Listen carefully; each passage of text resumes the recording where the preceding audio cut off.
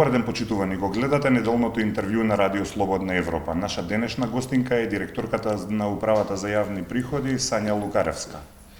Директорке, на почетокот на месецов, заедно со министерот за финансии и со директорката на Царина, најавивте нова даночна реформа која во буџетот треба да донесе дополнителни 54 милиони евра. Зошто одеднаш? Толку ли е празен буџетот? Не, напротив, не би рекла дека е празен, гледајќи го на што го собираме како даночен приход и како придонеси пред се ние како институција и секако она што е во надлежност на Царинската управа. Оваа даночна реформа, овој даночен концепт потекнува од стратегијата претходно донесена за даночна реформа 2021-2025. Така да не е наеднаш, не е одеднаш, туку пред се дебатира, се разговара со сите релевантни фактори. Дел од бизнисмените се жалеа дека ова ќе ги дотепа фирмите кои едва ја преживеа ковид кризата. Како ги коментирате тие нивни обвинувања? Па мислам дека тоа се две различни работи, затоа што овдека станува збор за секоја даночна реформа е тесно поврзана со еден економски раст и тоа е многу битно. Денеска баш имавме една одлична дебата со представниците академиците од МАНУ, кои што кажаа дека во време на криза секој пат се носеле даночни реформи во другите европски земји. Значи тоа е едно споредбено искуство.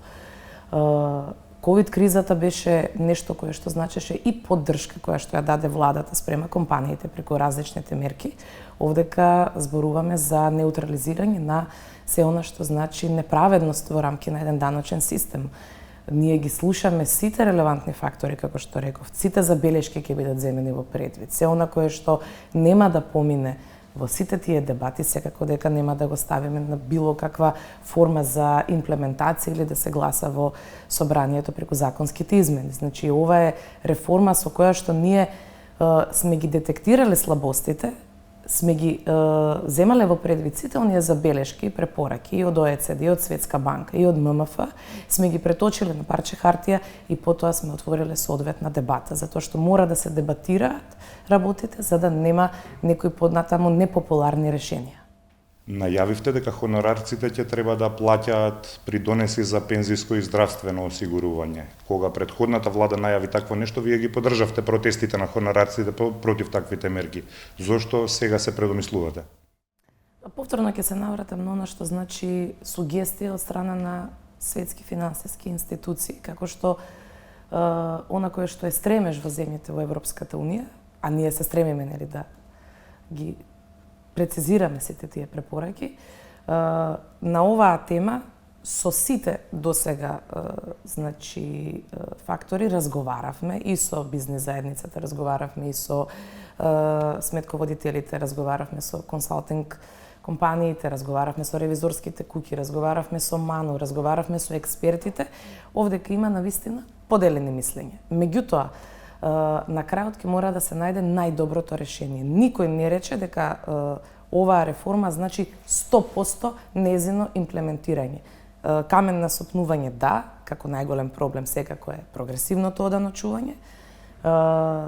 Дополнителните, значи овие, да речем, оданочување кои што ги напоменавте, согласно договорите на дело, привременото вршење на услуги и така натаму.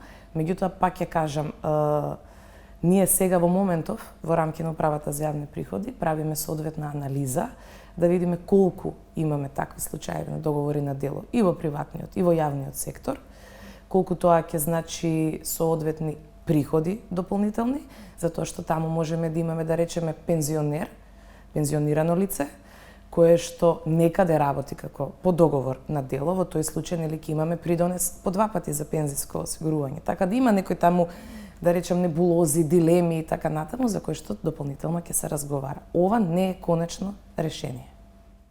А зошто сте како влада неодлучни околу воведувањето на прогресивен данок, што беше едно од вашите клучни ветувања во 2016-та пред да дојдете на власт?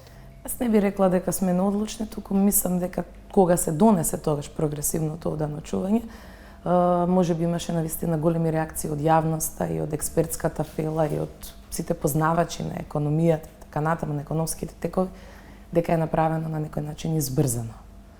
Може би несоодветните стапки можеби дека требаше да има повеќе стапки, можеби маргините за оданочување требаше да бидат поинакви и затоа се донесе и тогаш одлука дека ќе се стави во мирување. Меѓутоа и сега ние како даночен орган и заедно со Министерот за финансии и со Министерството сакаме да го најдеме најоптималното решение за прогресивното оданочување. Тоа е пред се, ако го пресликаме во народски речник, тоа значи праведно оданочување. Меѓутоа, не би направиле повторно иста проба да одиме со избрзана работа, за да потоа велиме оставете сега, пак ќе правиме соодветни празни одови. Анализата која што треба и таа анализа, значи од делот на прогресивното оданочување за 2019 година кога беше, да видиме каде во структурата на данокот на личен доход имаме најголеми поместувања, каде имаме најголеми намалувања. Тоа секако дека ќе биде предмет на дискусија кога ќе дојде темата за прогресивното оданочување. Мислам дека сега во сите дебати кои што ги имаме, можеби се дискутира на темата прогресивно оданочување дискутираме со нашите соговорници, меѓутоа никој пат не беше споменато дека е грешен потек. Напротив, требаше да се видат слабостите на рамниот данок, предностите на прогресивното оданочување и обратно. Тогаш би имале и комплетната слика. Овде зборуваме само за прогресивен данок на доход. Размислувате ли за враќање на прогресивниот данок на добивка или остануваме на рамен данок? Имаше и такви идеи, имаше и такви сугестии, тоа ќе биде предмет исто така на разговор, што видите, ние сега ги собираме сите оние забелешки, податоци и се она кое што е пратено и на веб страната на Министерството за финансии и на крајот ќе се донесе конечна одлука. Меѓутоа и кога ќе го имаме нацрт конечниот текст, секако дека повторно уште еднаш ќе направиме соодветно брифирање. Она што значи данок на добивка можеби е најспецифичниот во делот на даночните приходи, ќе направиме одредени измени во она што значи реинвестирана добивка, затоа што тука видовме дека има одредени слабости во делот на она како се спроведува страна на даночните обврзници. Одредени промени ќе се направат исто така и кај ДДВ-то, бидејќи сите тие се врзани еден со друг. Нашиот најголем предлог во делот на законот за ДДВ да се направат соодветни измени, сите оние правни лица кои што ќе влезат во режимот на ДДВ, бараме, инсистираме покрај сите оние критериуми кои што до сега ги има во законот, да достават имотен лист и да достават М1 и М2 образци да видиме колку лица имаат вработено во своите компании како обврзници. Бидејќи тоа се критериумите и тоа е борбата против сивата економија. Ние сме детектирале многу работи, се надеваме дека и граѓаните ќе помогнат, и компаниите ќе помогнат да ни детектираат уште плюс такви, бидејќи даночната реформа е покрај тоа што значи зголемување на онаа даночна база, меѓутоа е врзана со тоа што ревидирање на даночните олеснувања и ослободувања и борбата со сивата економија. Затоа што мислам дека најголем број од реакциите во јавноста беа дека даночната реформа треба да се стреми кон она што значи борба со сивата економија. Трошоците за живот во изминатата година се зголемија за 16%, храната е поскапена за скоро 24%. Најавивте антикризни мерки, но се уште ги нема. Што се чека? Антикризните мерки веќе се во своја завршна финална фаза. Посебен експертски тим работеше во Министерството за финансии, ние имавме свои представници секако и очекуваме дека во најскоро можно време тие ќе бидат представени во јавноста и ќе ја поминат цела она собраниска процедура. Нешто слично како што беше и со ковид мерките. Меѓутоа, секако дека и сите оние консултации кои што се правени со Светска банка во делот на антикризните мерки, споредбените искуства со земјите од регионот и со земјите во Европската унија, секако дека и кај нас ќе треба да имаат свое одно место. Во мај годинава соопштивте дека сте откриле шема за извлекување пари за поврат на ДДВ од Управата за јавни приходи од фирми меѓусебно поврзани кои се издавале фиктивни фактури. Рековте дека сте откриле аферата уште во јули 2021 година. Помина повеќе од една година. Докаде е истрагата за тоа или постапката за тоа? Постапката е кај надлежните институции, каде што пријавивме. Значи, во основното јавно обвинителство, таму ги имаме доставено сите документации кои што ни беа побарани, бидејќи станува збор за економски криминал, а тој навистина е доста комплексен, за да може да имаме брза разврска. Година дена не е брзо. Значи, нашата работа ние ја завршиме со тоа што го направивме на пријавување. Ги известивме и Министерството за внатрешни работи и Основното јавно обвинителство. Имаме одлична координирана соработка меѓу сите нас три институции. Периодично има соодветни состаноци за да се види до каде е целиот тој процес.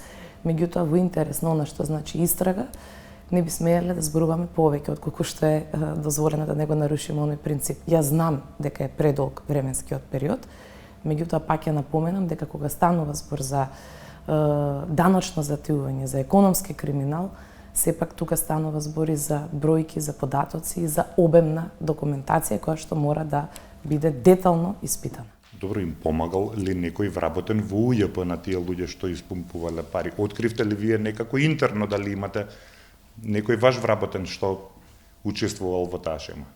Мислам дека некаде се извести во јавноста дека и колеги од управата за јавни приходи се викани на разговор, така да веројатно има одредени инсинуации. Меѓутоа, јас не би сакала никого да обвинувам во моментов, се додека не се докаже она кое што треба да се докаже.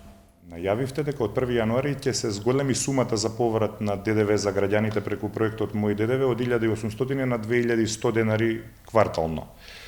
Колку тоа ќе им помогне на граѓаните со, ако се има предвид дека за да се земат тие пари треба да трошат по 1000 евра месечно?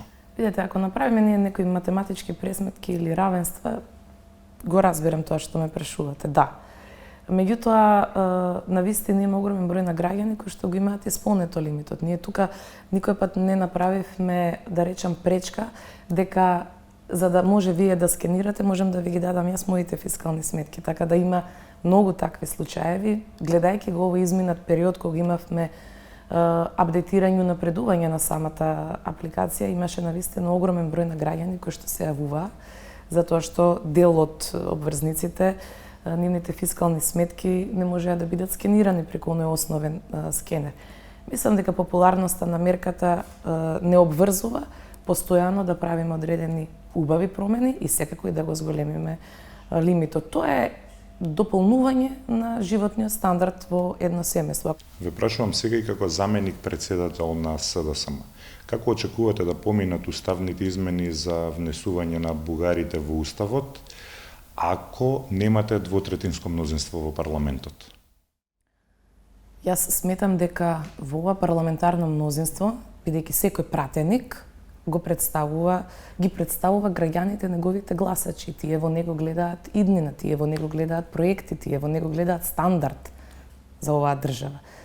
Така да сметам дека има многу прогресивни сили кои што сака да одат напред и затоа оптимист сум кажала неколку пати дека ќе треба и може да поминат уставните измени. Верувате дека пратеници од ВМРО ќе гласат за уставните измени? Јас очекувам дека секој оној кој што размислува ЕУ перспективно, кој што размислува добро за државата, ќе гласа за тие уставни измени. Се најавува енергетска криза и многу тешка зима. Може ли тоа да доведе до предвремени парламентарни избори? Енергетската криза, тешката зима, инфлацијата, секако дека се факти кои што не се само кај нас во државата, туку и секаде низ целиот свет. Така да знам дека има постојано и консултации и состаноци за да се најдат соодветни решенија, за да може да се преброди овој тежок период. Тоа никако не смее да биде причина за парламентарни избори. Таман работа ние треба да пребродиме кризата, па тек потоа во 2024 да одиме на редовни парламентарни избори. Ви благодарам на издвоеното време. Ви благодарам и на вас.